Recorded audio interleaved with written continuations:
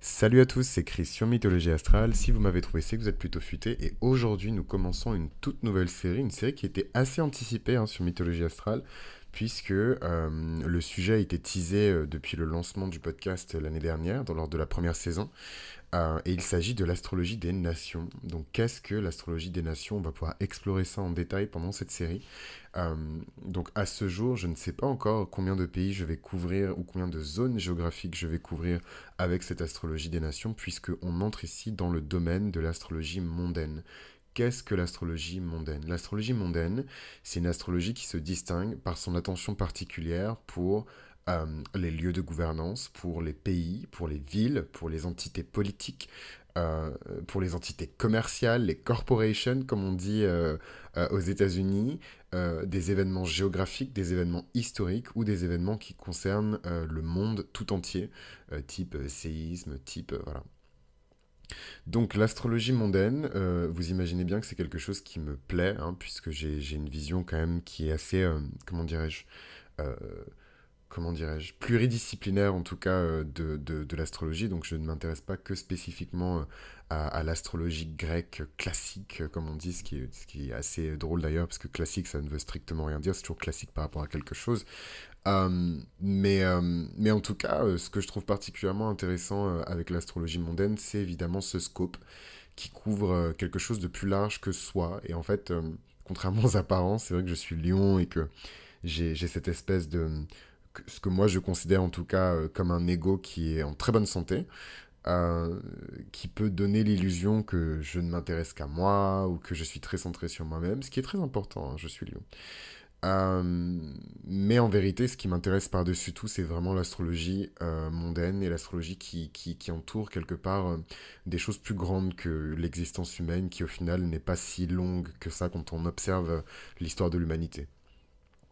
Donc, l'astrologie natale qui s'oppose un petit peu à l'astrologie mondaine, pas forcément d'un point de vue idéologique, mais plutôt en termes de pratique, on étudie clairement le chart de quelqu'un, son thème astral, sa carte natale. Et en fait, dans l'astrologie mondaine, on étudie toujours un objet qui est beaucoup plus large, qui est beaucoup plus établi. Et en fait, c'est là où ça devient marrant parce que du coup, les aspects et les modifications et les évolutions, en tout cas, de ces aspects, euh, peuvent apporter des insights et des informations qui sont assez drôles, assez, comment dirais-je, euh, je trouve plus mes mots, mais en tout cas quelque chose d'assez drôle, des choses qui sont assez légères en comparaison par exemple, la politique publique qui est mise en place par un pays. Donc, petit disclaimer tout de même, Mythologie astrale est apolitique. Et donc l'idée, ce n'est pas de rentrer dans des débats politiques ou de questionner les politiques publiques de la France entre 1960 et 1980 ou de questionner la politique étrangère de l'Italie pendant l'entre-deux-guerres. Voilà, c'est absolument pas le but. Évidemment, avoir quelques connaissances en histoire, ça permet évidemment de, voilà, de bien situer les époques et de pouvoir identifier le contexte socioculturel d'un pays sans que j'ai besoin de faire tout un disclaimer.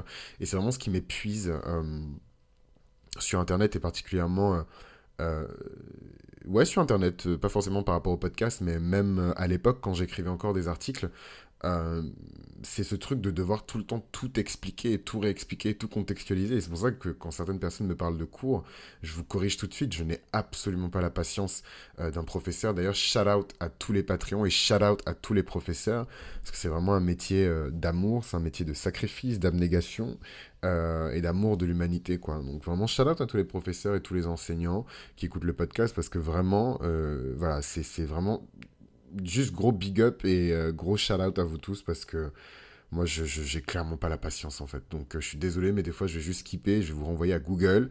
Who is your best friend?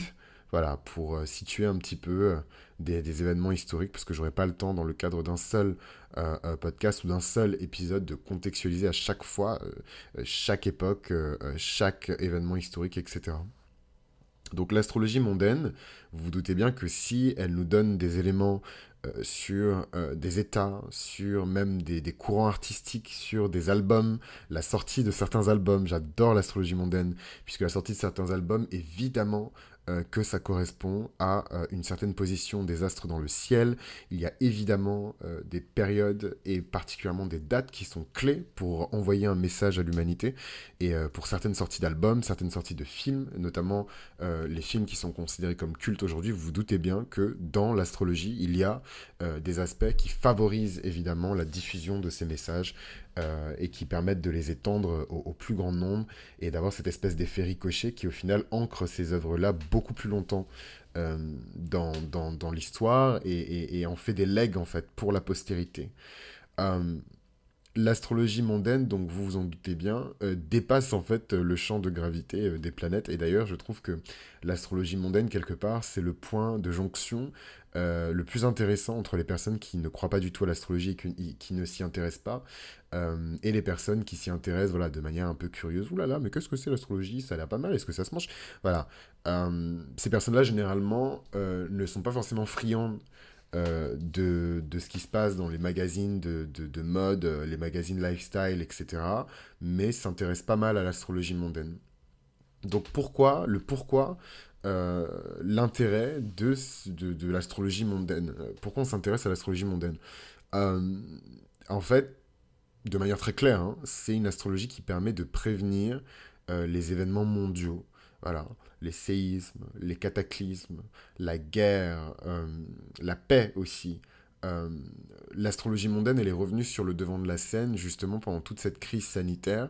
Et je vais pas prononcer le nom de cette putain de maladie parce que j'ai pas envie que ma chaîne soit censurée par je ne sais qui ou je ne sais quoi. Voilà.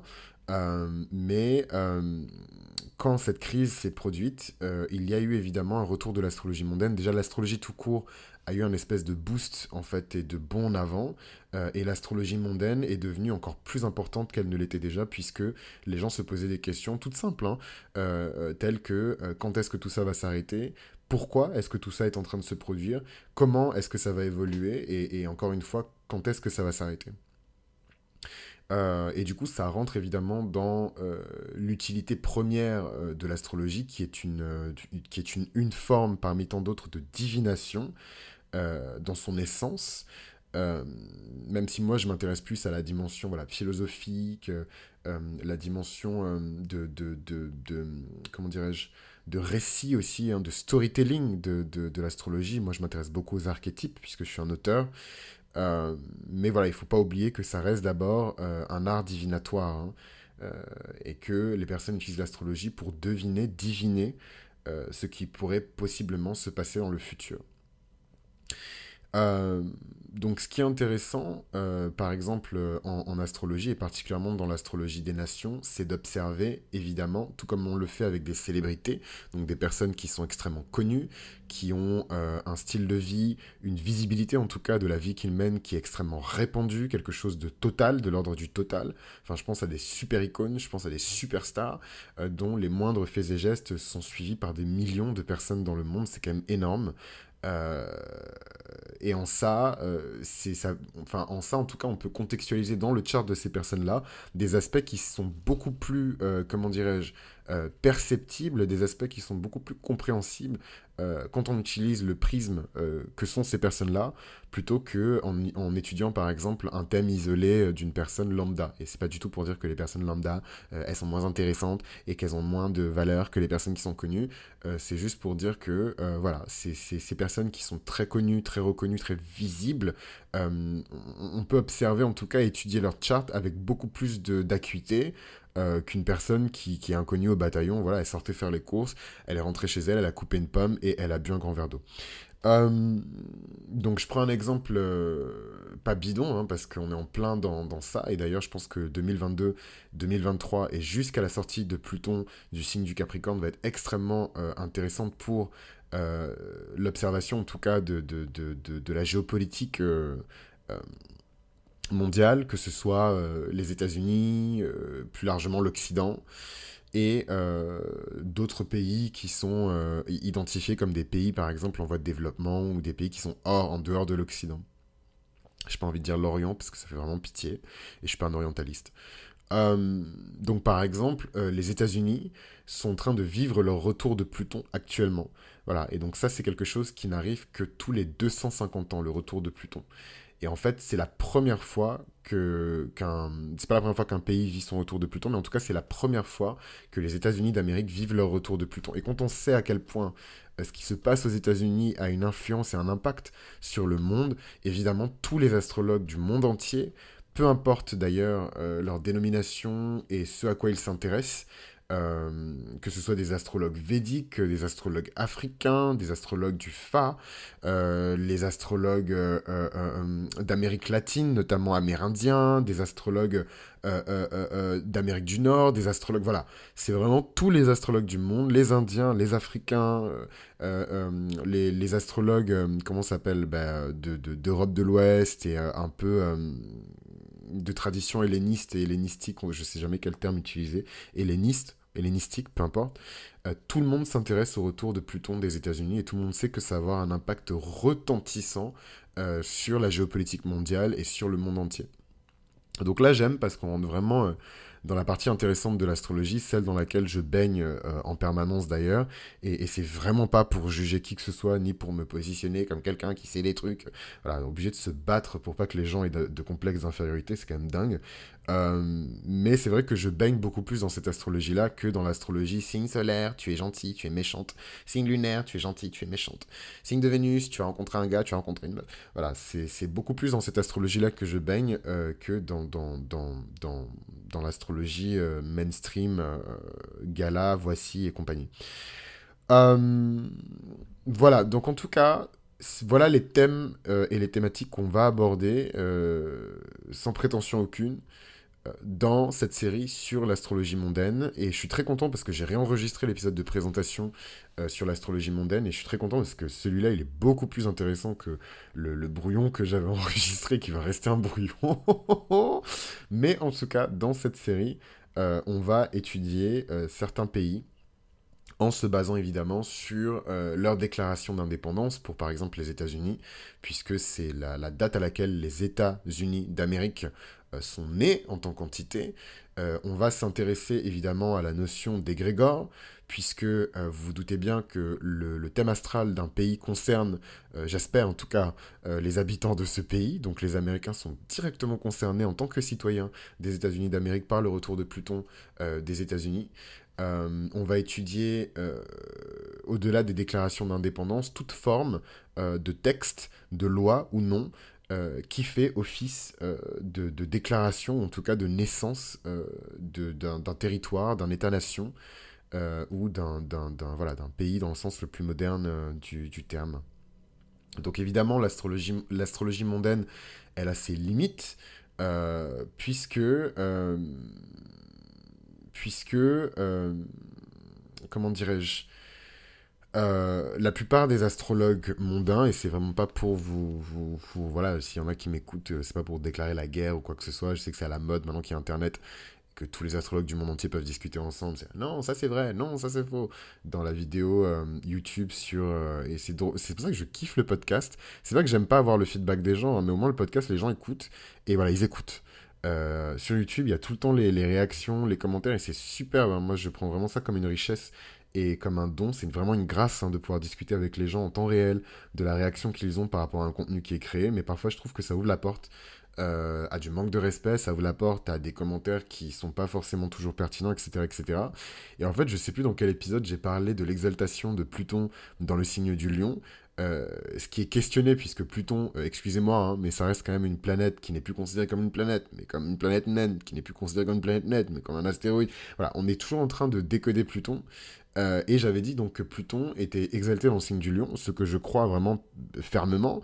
Et j'ai été attaqué comme ça par une nana qui était Pluton est exalté dans le signe du Bélier. Ok, bye. Et j'étais là, ok, salut, ok, bye. Donc ça m'a un peu secoué. Et je me suis dit, waouh, la beauté d'Internet. Et c'est con parce que ça aurait pu être un débat super riche et super fertile, mais je trouve que ce genre de posture au final est super stérile. Et en fait, il n'y a pas vraiment matière au débat, quoi. C'est Pluton est exalté dans le signe du Bélier. Trois points d'exclamation. Ok, bye. Et j'étais là, ok, bye. Enfin bref, et donc le disclaimer que je voulais faire et les limites que je voulais poser à l'astrologie mondaine, c'est que attention, parce que beaucoup d'astrologues mondains déposent leur opinion comme si c'était des faits. Et en fait, il faut toujours tout questionner, toujours tout approfondir, et c'est pour ça que je vous dis que vous ne pouvez pas, quand vous êtes sérieux à propos de l'astrologie, vous contenter de contenu sur YouTube, de contenu sur Internet, de contenu, même si je sais qu'on utilise Internet pour s'éduquer énormément, on n'est pas dans l'Égypte antique, d'accord? On n'est pas en train de découvrir et de poser les grands principes hermétiques de l'astrologie. On est quand même à 2000 plus, 3000 plus, 6000 plus, 10 000 plus pour certaines civilisations, années d'existence. Donc voilà, donc il y a des livres qui ont été écrits, les cocos, il y a des traités qui ont été faits. Donc vous prenez vos petits sous-sous que vous mettez dans McDo et vous achetez ce que vous devez acheter pour approfondir vos connaissances. Moi, je ne me tiens absolument pas responsable de votre éducation, que ce soit en astrologie ou en spiritualité. Ça me fait du bien de dire ça. C'est comme si je me délestais d'un poids parce que c'est une très grande responsabilité que d'éduquer les gens. Et c'est pour ça que je vous précise bien que je ne suis pas un prof. Et le jour où je vais écrire ou produire des classes et des cours, vous serez les premiers au courant et vous inquiétez pas que je vous ferai bien comprendre que c'est voilà, que je porte le chapeau de professeur et je vous le répéterai assez pour que vous le sachiez. Mais si je ne le dis pas, ne le mettez pas dans ma bouche. Euh, voilà, donc petit disclaimer, mais c'est important. Et voilà, moi j'ai la crainte de Dieu.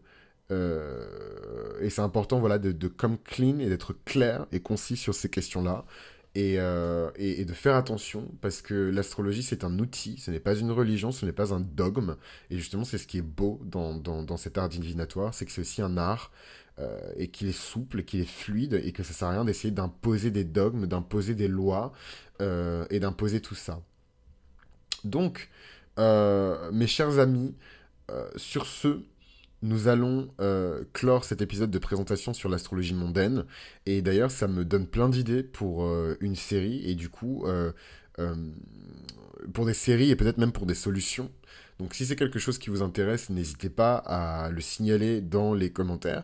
N'hésitez pas non plus à liker ce contenu et on se retrouve bah, du coup très vite pour cette série sur l'astrologie des nations ou je vais même pas dire par quel pays on va commencer, parce que jusqu'à maintenant, je ne sais même pas encore par quel pays on va commencer, mais on va commencer par un pays, ne vous inquiétez pas. Et du coup, dans cette série-là, on aura l'occasion d'explorer les thèmes astro, des nations, et de désigner, peut-être, hein, si j'ai la foi et que j'ai les informations nécessaires, euh, soit des luminaires, soit des signes qui incarnent particulièrement l'état d'esprit. Et donc ça, c'est encore autre chose, c'est quelque chose qui se distingue de l'astrologie mondaine, parce que je ne le base pas nécessairement sur le chart du pays, mais plutôt sur des grands traits distinctifs qui caractérisent quelque part l'état d'esprit des habitants de ce pays-là. Donc, ouh là là, je vais avoir une levée de bouclier, mais comment ça, on pense tous différemment? Eh bien non, il y a un état d'esprit français. Si je prends un Français et que je le mets au fin fond de l'Inde, il va se comporter d'une certaine manière, qu'il soit noir, blanc, arabe, homosexuel, hétéro. Il y a un état d'esprit français, et c'est justement quand on quitte la France qu'on se rend compte à quel point on a une manière de voir le monde, on a une manière de voir la politique, on a une manière de voir le rôle de l'État, on a une manière de voir le rôle de l'éducation, on a une manière de voir le rôle de la politique et de la place que tient la politique dans la société. Et ça, c'est ce qui fait, selon moi, l'état d'esprit d'un pays et l'état d'esprit des citoyens de ce pays. Vous prenez un Américain, peu importe son origine sociale, sa richesse, ses parents, son ethnicité, son orientation sexuelle, et vous le mettez dans un pays européen, il y aura des clashs, il y aura des dissonances, parce qu'il y a un état d'esprit américain, il y a un état d'esprit français, il y a un état d'esprit allemand, il y a un état d'esprit italien. Évidemment, c'est des choses qui ont leurs limites, et c'est pour ça que j'en fais tout un disclaimer dans ce premier épisode de la série. Mais il y a un état d'esprit, et donc ce à quoi je vais m'atteler dans cette série, c'est de parler un peu de l'état d'esprit français et du signe qui correspond évidemment à cet état d'esprit. Ça va être drôle parce que voilà, il y a plein de... Dès la toute première série de mythologie astrale où je parlais des signes solaires, j'avais évoqué vaguement à quel signe appartiendrait la France. Et c'est drôle parce que voilà, il y a eu beaucoup de propositions et moi-même j'ai fait des propositions, il y a eu un débat, c'était hyper riche. Et on va réouvrir évidemment ces conversations-là dans cette série. En tout cas, merci hein, de m'avoir écouté jusque-là et je vous dis à très bientôt dans Mythologie astrale. Tout merci d'avoir suivi cet épisode jusqu'au bout. C'est Chris sur Mythologie Astrale. Je vous invite à soutenir le podcast en vous abonnant. Je vous invite à soutenir le podcast en parlant autour de vous à des personnes qui sont concernées par les épisodes et les éléments qui ont été évoqués ensemble. Et je vous invite également à vous abonner sur Instagram à Mythologie Astrale pour pouvoir suivre toutes les phrases. Donc sur Instagram, c'est vrai que j'aime bien commenter les séries que je regarde, les lectures que je fais. Je suis un peu plus personnel sur Instagram. Parfois, je dis bien parfois, je discute avec des abonnés, des auditeurs du podcast sur Instagram et on commente ensemble comme ça, pas forcément les transits, mais les petites choses de la vie. C'est vrai que c'est un peu plus sympa. La plateforme s'y prête un petit peu plus que des plateformes comme Deezer, Spotify ou YouTube. Donc je vous invite à me rejoindre sur Instagram et à vous abonner pour pouvoir faire partie de la danse. Il y a également Patreon qui est disponible, donc n'hésitez pas à vous abonner au Patreon. Et je vous embrasse et je vous dis au prochain épisode.